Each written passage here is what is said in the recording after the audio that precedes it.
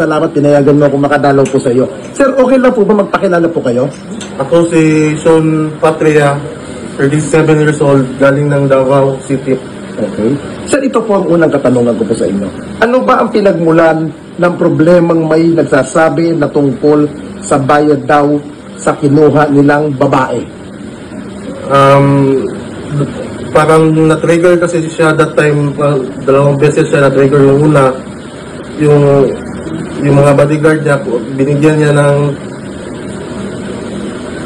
ng babae, tapos nakulang yung isa. Then after that, na bayad na lahat, parang yung isang babae doon 1K lang binigay.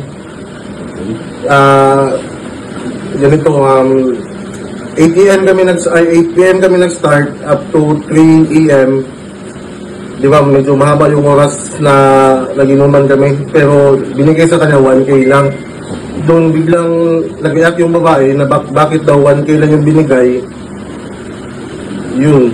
Okay. Then doon nag-start, medyo nagalit siya sa akin siya gumalit, hindi yun sa babae. Okay po. Sir, pangalawang tanong ko po, may mga vlogger ng Duterte Camp na nagsasabi na gawa-gawa lang daw ang video para sirain si Pulong. Kini-question nila yung walang audio. Paano nila masabi na gawa-gawa na hindi man natin yung bar? Then sabay kami that time pumasok ng bar, galing sa bahay galing sa Woodridge to bar. Then yun, sabay kami that up to nalasing siya. Then binugbog niya ako sa baba.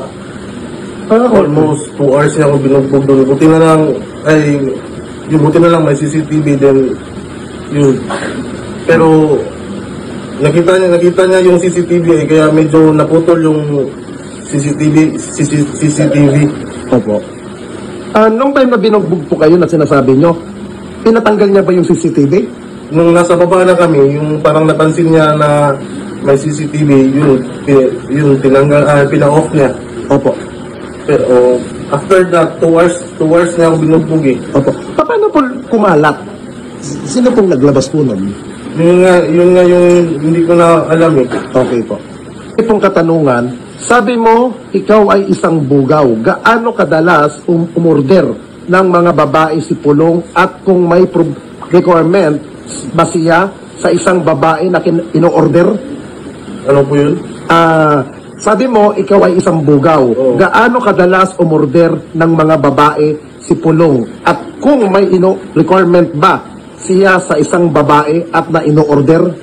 Paminsan na naman na 4 times pa siya kumuha sa akin. Kapag tumawag lang yung business partner niya, dun ko lang siya pakikita at makakausap, then mabibigyan. Oh, okay. Ibig sabihin no, si Pulong, sa kanya lang ba ang babaeng yun? Or meron pa siyang pinagbibigyan na iba o pang regalo? That time, sa kanya isa, then the rest sa bodyguard niya. Pero yung sa iba-iba, yung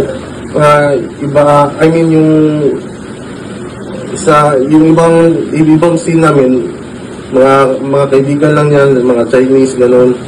Ibig sabihin, boss, pag may mga Chinese, binibigyan niya ng babae na nanggagaling din sa inyo. Parang gano'n. Opo. Ulitin ko sa rin yung isang katanong. Anong mga requirement sa babae? Wala naman, basta lang yung bago, then hindi nila kilala, then yung hindi magulo. Bago? O yung bago, then hindi magulo. Okay, thank you, sir. Pero for na tanong ko, sir, bakit hindi sa Davao Police isinampa ang reklamo? Bakit sa DOJ? Kasi, di ba, alam naman natin lahat na yung Davao, hawak, hindi naman sa hawak, sa kanila yung then that time, hopeless ako eh, so yung ko lang, kaya sa DOJ na lang ako lumapit. Opo. Kasi kung sa Davao ko lumapit, baka mamali yung tao na malapitan ko ba, baka maano agad sa kanya. Opo. Ay, ibig sabihin nyo, nababahala ka rin sa seguridad mo sa Davao. Kasi syempre nga, mayor yung kapatid, siya congressman doon, tapos vice president, at lehitimong taga doon sila. Oo, pero wala naman ako against sa kanila. I mean, for Duterte din ako, wala akong against sa tatay niya, sa kapatid niya na babae. That time lang talaga na ginawa niya sa akin na yung pagbugbog na almost 2 hours. Opo. Then pinalakpan niya yung bar. Okay, boss. Bakit ngayon lang daw inilabas yung video ngayong February pa nangyari? Kaya sinasabi ng Duterte camp na pamumulitika lang daw dahil itinaon bago mag-eleksyon. Yung nga sinabi ko kanina, di ba, na kahit kayo nasa posisyon ko, ma-hopeless man talaga kayo, di ba, na hindi nyo basta-basta na ano yung ano, kahit kayo that time, mangyari sa inyo yun, di ba, na mag-isip muna man talaga kayo. Opo.